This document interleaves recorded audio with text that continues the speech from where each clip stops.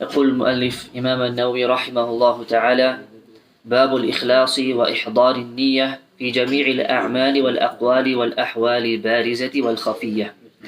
The first chapter of the book is the chapter of Al-Ikhlas, sincerity, and the significance or the presence of the niyyah in every deed and every statement. All deeds and all aqwal, all statements. Wal ahwal, and in every situation. Whether it be that which is apparent or that which is hidden. This is the chapter heading.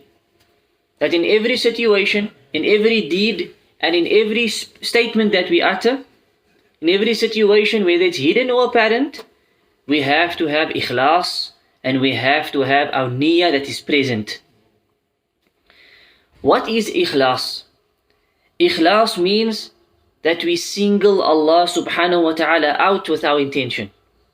That we intend one thing, and that is التقرب إلى الله تعالى دون شيء آخر بطاعتنا. That we seek closeness to Allah.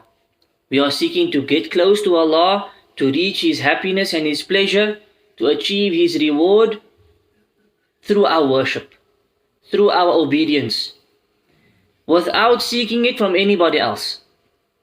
So that intention is there, that it is directed and everything is being sought from Allah subhanahu wa ta'ala alone. Ibn Uthaymeen rahimahullah ta'ala, he said, and it is obligatory upon a person that he purifies his niyyah for the sake of Allah ta'ala in every act of worship, in all of his righteous deeds. And that he does not intend through his worship except the face of Allah, وَالدَّارِ الْآخِرَةِ, and that he seeks the hereafter. So through every deed he has no intention except for seeking the pleasure of Allah and seeking the hereafter, success in the hereafter. وَيَنْبَغِي أَنْ يَسْتَحْضِرَ النِّيَّةِ, the Shaykh says, that it's incumbent that a person, he keeps his niyyah present. He brings forth the niyyah. And this is something that we often overlook. We often come and we perform acts of worship, without really reflecting over the niyyah. What is my intention? Why did I perform salah? For whom am I performing the salah? So what's important, the Shaykh says, is that we bring that intention forth. Constantly reflect over the niyyah. And this is something that is very important. So the Shaykh, he says that the niyyah there are three aspects that we should take note of.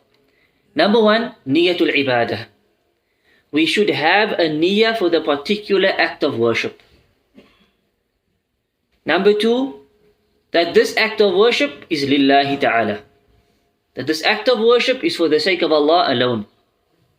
And number three, the niyyah, that the intention that this deed is me fulfilling the instruction of Allah. This is, he says, akmalu shay'in fi niyyah. This is the most complete form of a niyyah that a person can have. So if we take salah, firstly, we need to have a niyyah for the act of salah. Mathalan, if we just prayed Isha, the niyyah must be in the heart that I am going to make Salatul Isha. Specifically, the intention is there to pray Isha, not any other salah. Secondly, that this niyyah should also be that this Isha, this salah is for the sake of Allah alone.